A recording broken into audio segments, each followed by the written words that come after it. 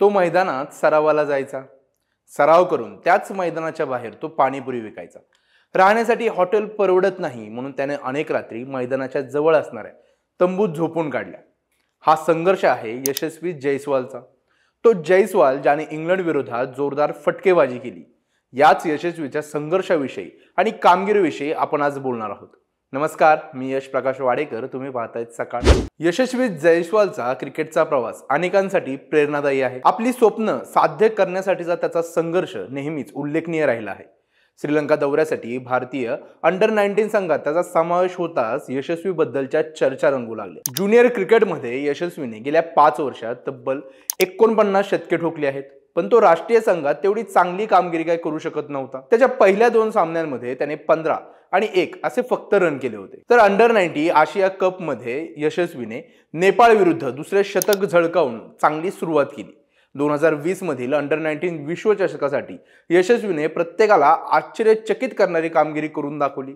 तर IPL मध्ये राजस्थान रॉयल्ससाठी खेळण्याची संधी मिळाल्याने यशस्वी जयस्वाल हे नाव महाराष्ट्राच्या तसेच भारताच्या घराघरात पोहोचलं. जयस्वालला 2020 मध्ये IPL मध्ये फक्त 3 आणि पुढच्या वर्षी 10 मॅच खेळण्याची संधी मिळाली.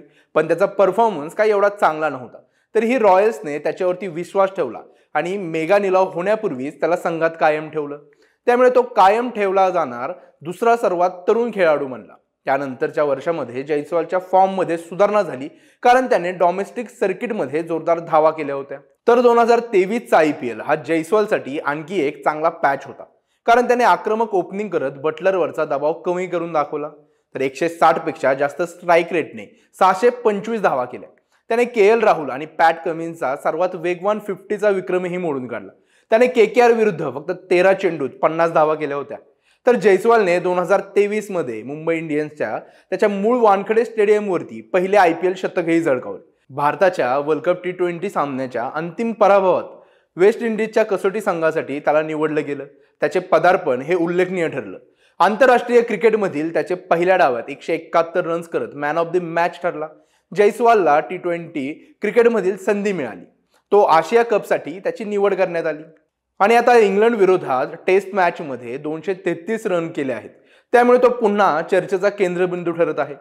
कसोटी क्रिकेटमध्ये एका डावात सर्वाधिक षटकार मारणारा भीमपराक्रम त्यानंच करून दाखवला. तर यशस्वी जयस्वाल ज्यावेळी राजस्थान रॉयल्स कडून खेळत होता त्यावेळी तो फारसे षटकार मारत नव्हता.